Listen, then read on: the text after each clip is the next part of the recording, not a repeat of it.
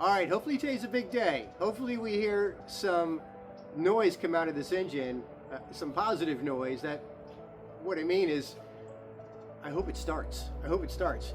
Today's Monday. It's a great day to do this. It's nice outside. It's a Monday before Thanksgiving. The body is getting paint this week. That's super exciting. So I really need to button this stuff up so we can finish this build when the body comes back.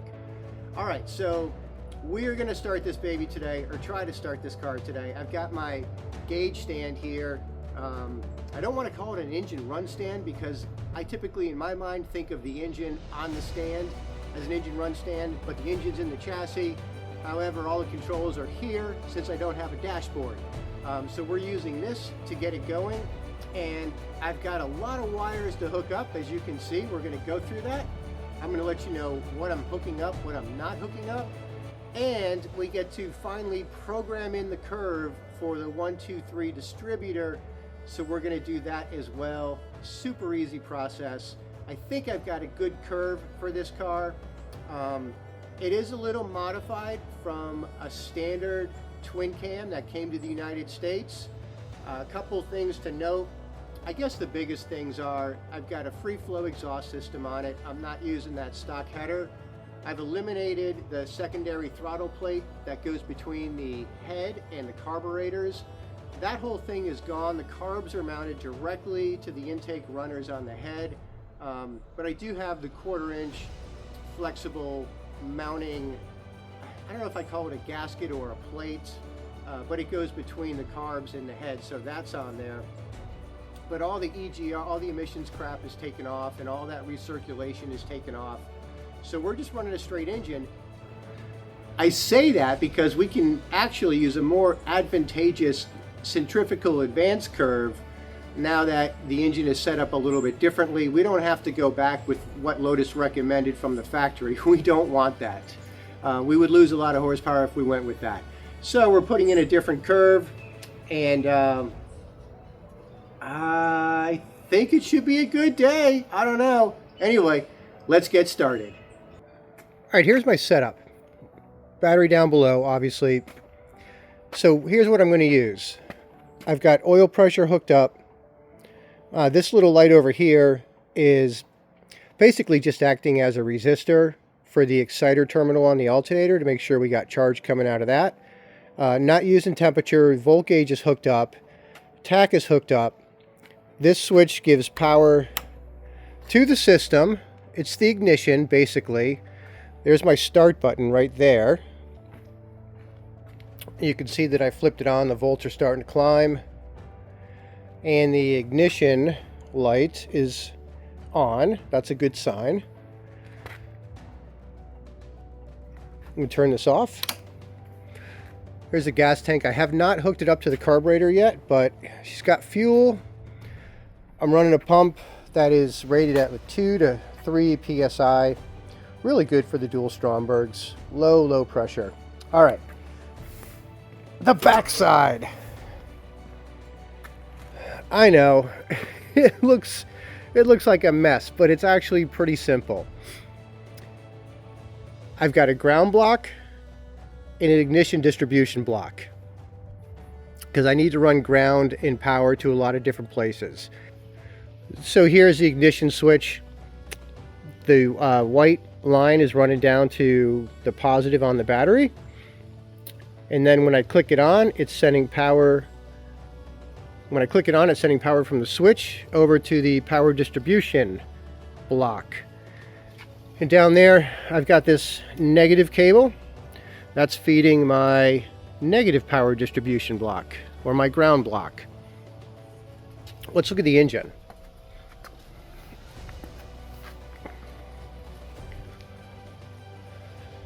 So the alternator is hooked up. The big wire is the B+ terminal.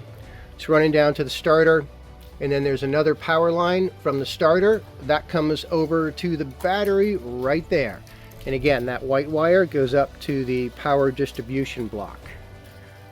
Back to the alternator, the smaller one, the IND terminal. That's the trigger wire that's running over. Up here, to my ignition light. So this is just an incandescent light, just providing a little resistance in that circuit, and then it's wired directly to the power block back there. So that should let the alternator charge. The 123 distributor has 3 wires. It's got black, red, and blue. The black wire runs directly to coil negative, and then this green is going to the tach. The red wire is running directly to the power distribution block, and then the blue wire is running over to the negative ground distribution block. My buddy Paul came over. Here's some crazy stuff going on. I'm not sure. We had problems with the ignition timing at first, trying to get that 123 distributor timed correctly. There was some funky stuff going on there, and I don't know how to explain it yet because I need to think about it and digest it. We got past that, and we did get the engine running. It ran for a couple minutes, and but it was shooting fuel out of the carburetor for the 3/4 cylinders. So we did a compression test, and well, the first compression test was low. They were like 80 each. But Paul thought that could be just because it's been a month since, or longer, since I soaked those piston rings with oil, and it could have all kind of drained out, and you know, the rings weren't seated yet. So we put some little bit of ATF fluid in each one of the cylinders, and the compression jumped right up to like 160, 180-ish range. So that looked good. After that, we did get the engine running. The number 1 and 2 cylinders were running great. 3 and 4 were just not doing what they're supposed to do. So then we closed off number 3, and we put some air into it, and we didn't hear any leaks. So we closed off number 4 we rotated the crank so the valves were shut. Put air into number 4, and we were hearing air down in the engine block in the crankcase. So don't know exactly what's going on yet, but what we didn't hear air coming out of the carburetor, which means the intake valve was probably sealed. So we don't know. Possibilities: a bad head gasket, a cracked head, cracked block that I didn't see. I don't know how that's possible. I went over the block pretty well. Those are extreme cases. But what we pulled off the valve cover, and we checked everything. Everything looked fine. The clearances were all good on the cams and the tappets, so that wasn't the issue. We were thinking maybe there was no clearance, and number 4 wasn't able to close, but that doesn't seem to be the case, because we got full closure on those, and we could put a feeler gauge in between the cam and the tappet, so those valves were closed. So yeah, right now I don't know. We're both going to sleep on it and see what we come up with. So I don't know. Good news, it did run. So there's that, right? It did run. That's good. So everything was working the way it should, but we got something going on with cylinder number 4. We just don't know what it is yet. I don't know. If you have ideas, put them in the comments. I'm probably gonna sleep on it, do another video tomorrow with ideas I might have, maybe run a couple more tests and see what results I can share with you guys, and maybe you'll have some ideas for us as well. But that's it for today. We did a lot of work, and I feel like in the back of my head I was kind of like, it's not going to work. There's going to be something. I just had that feeling. And I was hoping for the best, expecting the worst, and we didn't get the best. I just definitely didn't get the best scenario. Hey, look at me, valve cover off again.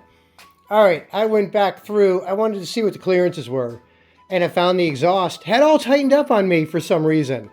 When I did it on the bench, they were all at 0.011, 0.012, which was really good on the exhaust side. And when I checked them after we ran the engine, they were all like 0.005, 0.006, 0.007. So that could be why the compression was a little bit low, because those exhaust valves weren't fully closing. So anyway, opening up those gaps, new shims, and we're going to see what that does to compression. I looked at the intake. The intakes all measure like 0.006, which is the really tight end, and it's a new build, and you want to be on the higher clearance side with a new build, because as things heat up, they're going to, things will close up. So I'll probably go through and reshim the intake as well. So I'm going to do that, and then we'll do another compression test and see where we are. All right, well, I finished reshimming the intake. It's amazing how much these clearances closed up after running the engine. Because when I set the clearances on the bench, I set them all, exhausts were all 0.012, and the intakes were 0.007. We ran the motor, and I checked the clearances again after that, and all my exhaust clearances dropped down to 0.005 and 0.006. Intakes, I had some as small as 0.002. Most were 0.004. I was just kind of blown away at how much they closed up. And of course, when that happened, I was losing compression. So I went ahead and reshimmed everything. I did something I don't like to do. I needed a 0.139 shim, and I didn't have it. So I sanded down a 0.141 shim. I don't like to do that because it's really hard to get it perfectly flat, and the shims are hardened, and once you start sanding or introducing any heat into that shim, it can really impact the hardness of the shim. But I wanted to get something in there so I could check compression again and see if this is going to fix my compression. I went ahead and ordered some of the shims I didn't have, so I can swap them out later, and that way I have peace of mind to know that they're flat and they're hardened and it's all going to be good. But for now, I'm going to button this back up, and we're going to check compression again. Hey, well, on the bright side, I didn't get to show you guys the timing setup the first time around, so I get to do it again, and I figured I'd film it this time. All right, so just a couple quick facts. The crankshaft is turned backwards about 90 degrees. I do that so all the pistons are halfway down in the bore. So when I'm setting valve clearances, I can turn both camshafts freely and not worry about those valves going down and hitting any pistons. All right, so now I don't have a timing chain on. The engine is still 90 degrees before top dead center, and I want to set the timing. So I put the camshafts in, I've put the sprockets on. This one's on temporarily because I do need to take that off to get the chain on, but I just wanted to make sure it's configured close to where it needs to be. All right, the big key on cylinder 4, both of the lobes on the camshafts should be pointing toward the center and slightly down, rocking on their respective tappets there. And you can confirm, you just come up front and you'll see your timing marks.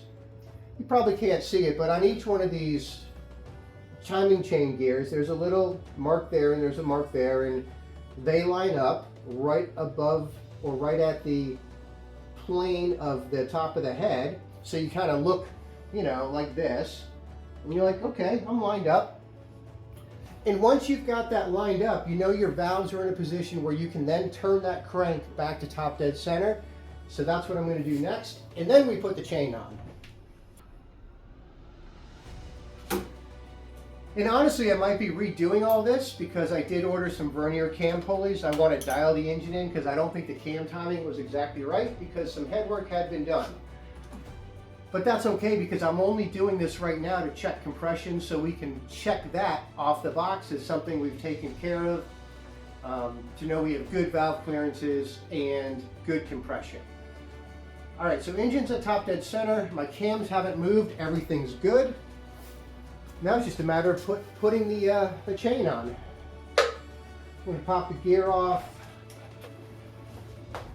Cool, so with that on, I'm going to go ahead and tighten up the tensioner.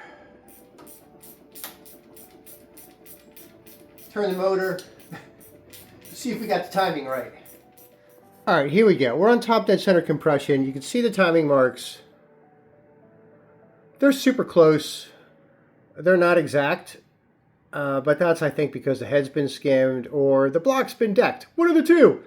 But anyway, good enough to run another compression test. All right, let's check number one.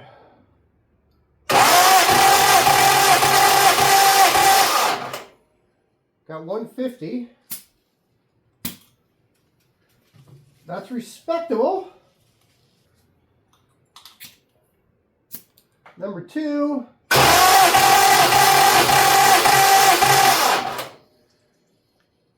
Just a little over 150.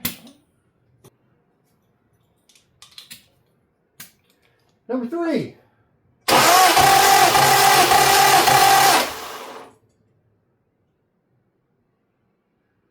$165. And number four.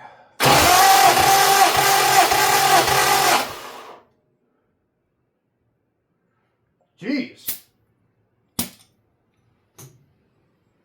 Like 180, 200? What the heck? All right, I'm back at it today. Gonna run this engine again, or at least try to.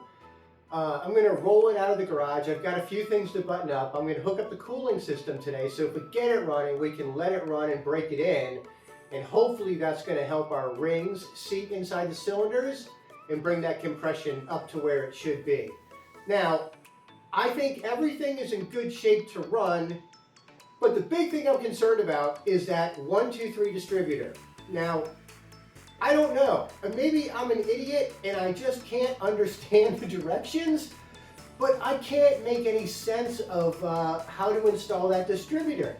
Everybody's like, oh, you just put it in, you turn it till you get the green light, you put your cap on, and boom, it runs. Well, no, it didn't the first time. You know, I put the distributor in, I turn it, green light comes on, and then the timing's nowhere near where it needs to be. And yes, I'm looking at the rotor, I'm putting the number one lead on the cap as close to the rotor as I can get it, and the timing 1342 is correct. I'm clear on all that. It's just that that distributor does not want to fire when I want it to fire. But we're gonna try again. So I'm gonna get the rotor as close as I can with the green light on. And again, I'm pulling it out, I'm trying every single gear position. And I'm limited with my twist because it's a 90-degree cap, so I can only twist so far until those wires start to hit the intake manifold under the carburetors. And if I can't get the timing, then I gotta stop, I gotta pull the distributor out, I gotta turn it again. Anyway, it's turned out to be a real pain in the ass, and I'm sure it's something really simple that I just don't understand. Like a one-sentence explanation is probably all I'm missing. But I'm gonna fight with that again today. It's cold outside. Well, cold for us here in North Carolina. You guys in the Midwest, I know it's a heck of a lot colder, and let alone overseas, you know, parts of Europe, it's probably pretty cold too. But it's really cold for us today. But we're gonna take this out, hook everything up, and see if we can get this baby running again. All right, I think it's time to put some coolant in. So I've got the coolant tank mounted there. That hose is hooked up. Just going through a mental checklist. These are tight, clamps are tight to the thermostat. The heater core, that's tight. The water pump, that's tight. These are tight down there. Just bypassing what would be the heater core, so that'll work. And then up front, I've got my two pipes. Thermostat is coming into the top, and the bottom hose there goes to the water pump. Now I just need to wire up the cooling fan. some wiring to do. First, let me fill it with coolant, then we'll tackle the wiring. I'm sure this will leak somewhere. That's just the way things have been going. All right, ignition's on. Going counterclockwise. There's that light. All right, that's where it comes on. I'm going to back out. You see where the rotor's facing. You see that yellow dot on the distributor? That's where my #1 lead is. And I've tried every configuration. I can't get the rotor over one of the leads on the cap. So we're going to try it like this. That's about as close as I can get it. All right, I think I'm just about ready. Everything is buttoned up pretty well. Distributor's in there as good as I know how to get it. Is it right? I don't know. No idea. Radiator's just kind of hanging out up front. Oh my gosh. But she's full of coolant. It's not leaking anywhere. That's good. My little makeshift tank stand. How's that? Wonderful. And then I got everything wired. I wired up the temperature gauge this time. Oil pressure. Oh, I got to tighten that or we're going to have an oil spill. Fans hooked up. And I got to put some more gas in the gas can. Battery, I'm just topping it off because I have a feeling we're going to be doing a lot of cranking. So we top off the gas, tighten the oil, and go from there. Let's just try that. Let's give it some gas. Oh, let's see just where it is.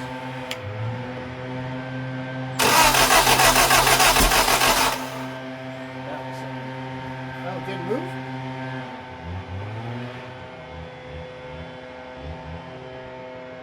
What? That's a gracious man.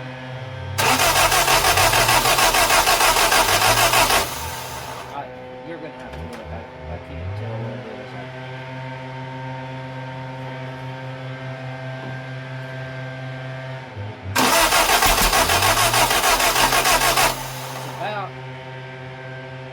Take a little from this, please. Okay. It's all for the center. I think it's back there. Okay.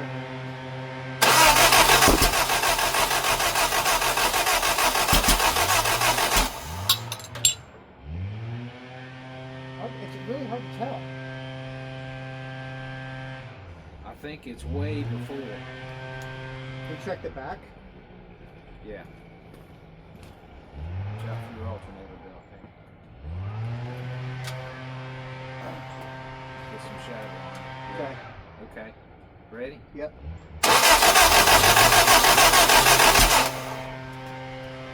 Not even close. The other thing we can do is I can turn the distributor, turn the gas on, turn the distributor, and see when it wants to fire. Okay. Try that one more time. Try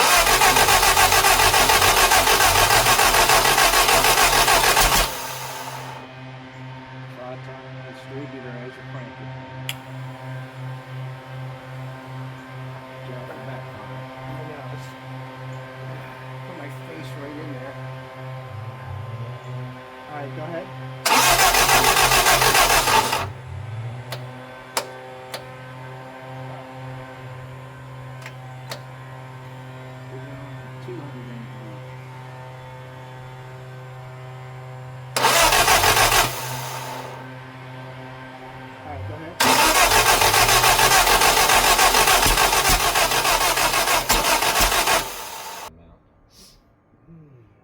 But I know you know what you're doing.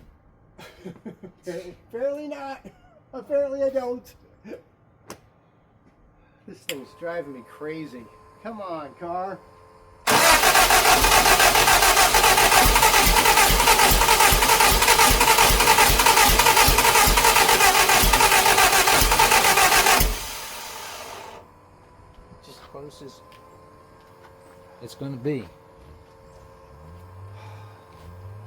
Try cranking that.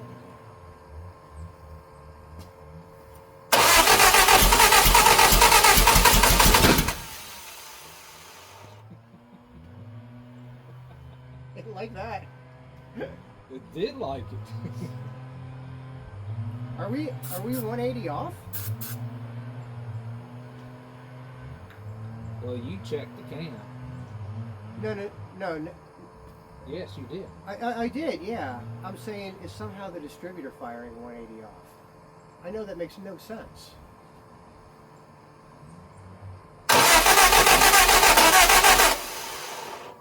I'm gonna get on this side.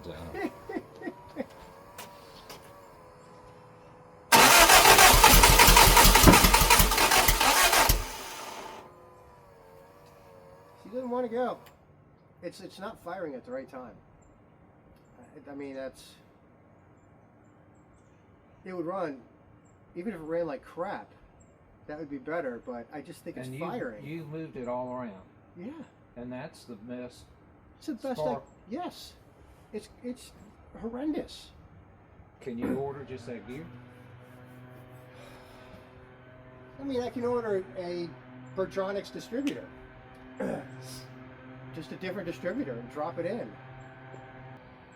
I'm honestly leaning towards buying a Bertronics that's electronic, but at least you can set the rotor manually.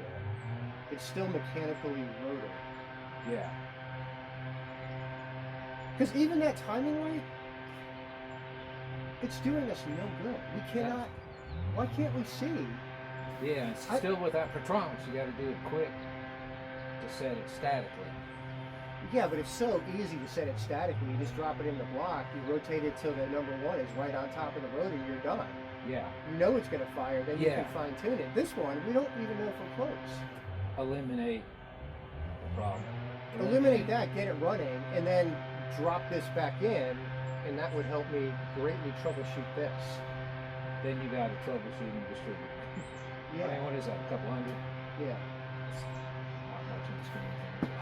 No, and I'd rather spend that money than wait 2-3 weeks to try to figure something else out. Yeah. I don't know what else to do. Yeah. I just don't know. But I feel like the spark is just All over the place. I mean, theoretically, hear me out. I don't know if this is possible. If that thing is sparking at completely the wrong time, it could be sparking as that cylinder's coming up, gas is going in, long before the piston gets to the top. Right, and have it coming out and it's spitting out. Yeah, absolutely. Because that spark would ignite a little bit. Oh yeah. And it would just spit. It wouldn't, no flames. And this one started spitting out with the very first time we got anything out of it. Have you ever turned that and made sure that rotor's counterclockwise?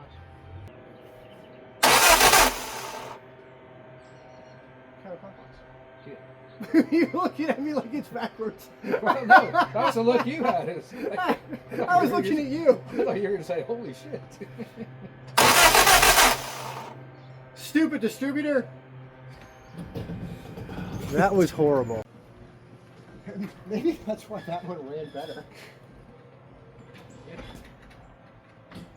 Here we go. Yeah. Fuel or no fuel? No fuel.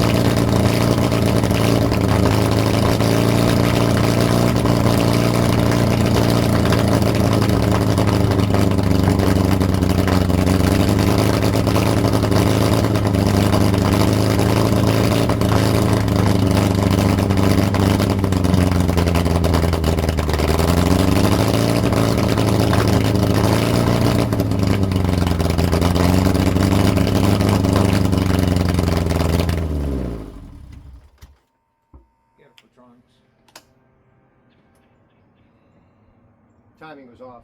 Spark. Yeah. Get a Petronics and we'll... The carb was not spitting. No, not as much. Yeah. I mean, some, yeah. It sounded better than last time. Yeah. So what I was saying was I wanted you to try to choke the rear one. It was just too far for me to lean. I could Yeah. not hear what you were saying. So Like, I what? don't know if you noticed, as I was choking this, which would,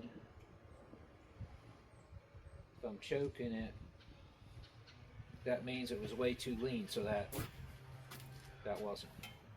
But anyway, why don't you see if it'll start again real easy and then we'll shut it off? Yeah, let's try. All right, ready? Yep.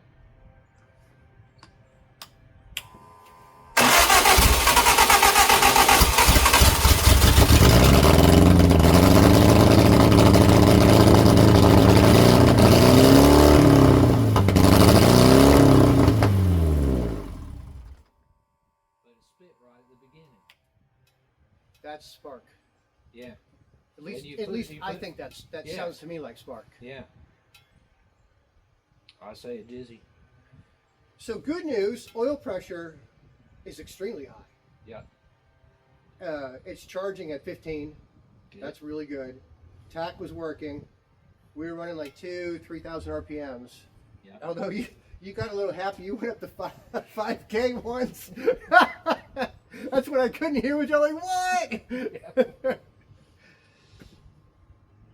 Well. So we just have a distributor problem. Yeah. I'm still not convinced that that distributor is configured correctly for this engine. It doesn't seem to want to do what it should be doing. And really, I want to replace that gasket on the choke, or just try to tighten those two bolts Yeah. with the right little tiny screwdriver.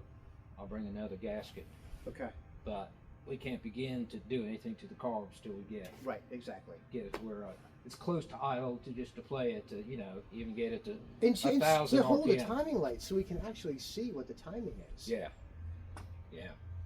Well, dude, I All think right. we made progress. That was good. I think we're getting closer, but I have a question for you Lotus Europa experts out there. Do I need to be running this between the carbs and the intake runners on the head? I didn't put it back on because it's a straight shot all the way through. This is the secondary throttle plate, I think they call it. The throttles have long since been, or the throttle plates have long since been removed, so there's nothing in there. But it's got some balance pipes and some connections between the front and the back carburetors, and this would lengthen the runners, the intake runners, into the head. Could that be kind of what some of my problem is, why it's not wanting to idle and run well at low RPMs yet? So this is one variable. Question is, do I need this, or can I just toss it and leave the carbs mounted directly to the intake manifold? I do have the interface plate on there. It's like a 1/4 inch white plastic plate which mounts between the carbs and the intake. But the question is, do I need this? Is that going to impact the way this engine runs? I don't know. The second variable is the distributor. We just cannot get the timing set on this thing. Really disappointed with all the trouble this 123 distributor is causing, and it's probably something simple. Either I don't have it set right, I'm turning it as the motor's running, trying to dial it in. Really, really hard to do. We tried to use a timing light, but it's bright outside, and we just couldn't tell. We couldn't tell when that light was flashing. It's so fast and it's so bright. I don't know where we were. So we were doing it by ear. So that's a variable too. I'm thinking of getting another distributor, dropping it in, something that's more mechanical where I can physically see the rotor is on top of the lead and just dial it in that way, get the engine running really well, and then maybe drop the 123 back in. That would help me diagnose the 123, and if that's the problem, it would certainly help identify that as a problem. So that's the second variable. Third variable is perhaps it's the carbs You know, they were running rich. We leaned them out. It seemed to start after we leaned them, and that was a good sign. So maybe it's something in the carburetors. So I've got 3 unknowns, but at this point, after hearing the engine run at 3,000 RPMs, I'm convinced it's not in the block, it's not in the head, it's not in the cam timing. I think we've got a good foundation. We've just got some things that are not syncing up the way they should be. So I need your help. Hey, any advice out there, please put your comments down below, because I really want to get this dialed in before we get the body back and put the body on the car, because once we do that, access to the engine is going to be a lot more difficult. Oh my gosh, this is way harder than I thought it would be. Super frustrating. Little steps, little baby steps forward. I think we're gonna get there. We're gonna get there. I know we're gonna get there. And it's gonna be a good running engine. And we just gotta figure out these last final details. So that's it for today. Hey, as always, guys, thank you so much for watching. I really appreciate it. If you don't mind, hit subscribe down below. Really helps out, and it gets the video out to other people out there as well. Because I need more people to answer these questions I have, because apparently I don't know what I'm doing here. All right, thanks. See you next time. I'm out. Bye.